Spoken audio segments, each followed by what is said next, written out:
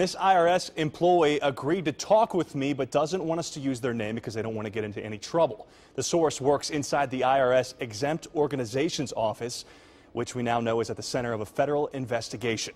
The source told me, again, quote, there were no orders, never any order, end quote, that they knew of instructing them to deliberately single out conservative political groups applying for the tax-exempt 501c4 status. It was, quote, more us not doing what we're supposed to do. The source added, Cincinnati people are not political people, referring to the people inside the IRS office. Quote, we're just like you. We're not out to kill anybody, end quote. Now, the I-Team continues to follow this story. For much more, go to WCPO.com. It was an election year last year. Do you believe presidential campaign politics could have played into this just not coming out until now? Well, it certainly raises the suspicion, doesn't it, that this was going on leading up to an election. Portman once again brought up the possibility of bringing in a special prosecutor to investigate what happened. My concern is that if the administration isn't forthcoming with these answers, that a special prosecutor will be necessary. What we've learned from the audit, congressional hearings, and an inside source is that there was confusion, disorganization, and uncertainty about the law within the Cincinnati IRS office.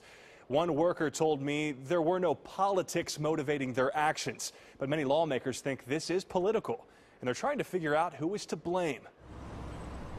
The IRS office at 550 Main Street has been under the microscope for more than a year. Last spring, then Deputy Commissioner for Services and Enforcement Stephen Miller sent a team of IRS agents to Cincinnati to investigate claims workers were targeting conservative nonprofits. At the same time, Senator Rob Portman and others began questioning if the IRS was abusing its power.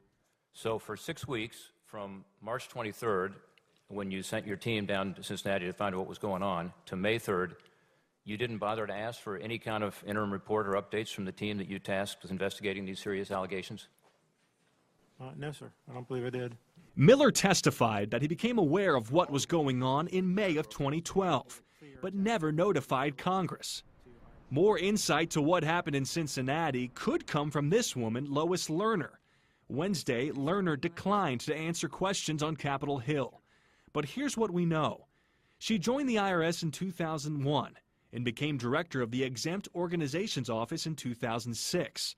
From Washington, D.C., she manages 900 employees, including the agents in question here in Cincinnati. And the question becomes, is there somebody else beyond Cincinnati that's participating in the vetting of these questionnaires?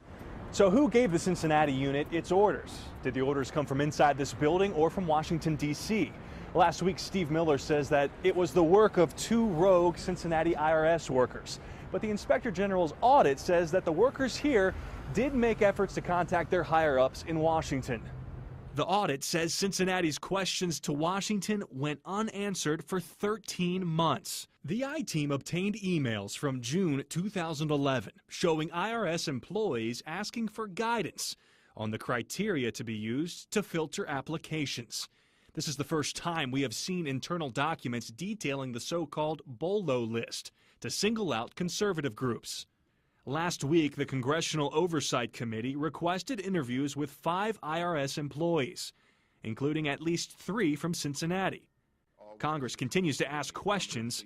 Some are not satisfied with what they've heard.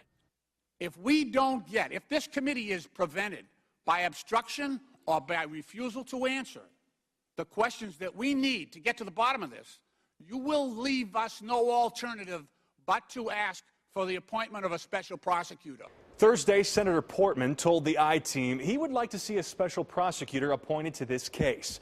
The Justice Department began an investigation last week, but neither Portman nor Senate Minority Leader Mitch McConnell believe the Obama administration should be left to investigate itself. I will not answer any questions or testify about the subject matter of this committee's meeting. Bonnie Esrig says she was embarrassed and horrified after IRS Director Lois Lerner refused to answer questions on Capitol Hill. I think that for the general public, the fact that she refused to speak does taint the organization because it looks like there's something to hide. For 18 months between 2011 and 13, Esrig oversaw more than 100 agents within the Cincinnati IRS Determinations Unit. The unit is now under investigation after a group of agents singled out Tea Party groups applying for tax-exempt status. And I don't believe that there was malice, but if there had been by two rogue agents, it would have been identified and corrected far, far earlier. We wanted to better understand the inside of the Cincinnati IRS office. So for 45 minutes, Ezra sat down with us and helped us draw out an organizational chart, starting with Lois Lerner at the top in Washington and working its way down to Ezra's former boss here in Cincinnati, Cindy Thomas. Now, underneath Thomas, it's an absolute mess. And Ezra says even IRS workers would have a hard time explaining this hierarchy. That, she says, is part of the problem. Ezra says the Cincinnati office was chaotic, a place where jobs changed constantly and information struggled to flow up the chain of command. Internal emails from 2011 show IRS managers trying to work out the specifics for a list of criteria to flag incoming applications. Ezra believes managers were only trying to do good work and didn't realize at the time that what they were doing was wrong. Because the workforce is so diverse, if somebody had been, hypothetically, doing something inappropriate, their coworkers would have picked up on it. Their managers would have picked up on it. There are too many people with different views to let something like that pass. Ezra says investigators have made no attempt yet to interview her. However, we know that at least 4 Cincinnati IRS workers, 4 men and women, have been summoned to Capitol Hill to be interviewed by a congressional committee. Well, these revelations are big because they seem to contradict the claim that the IRS scandal here in Cincinnati was simply the work of 2 local rogue agents.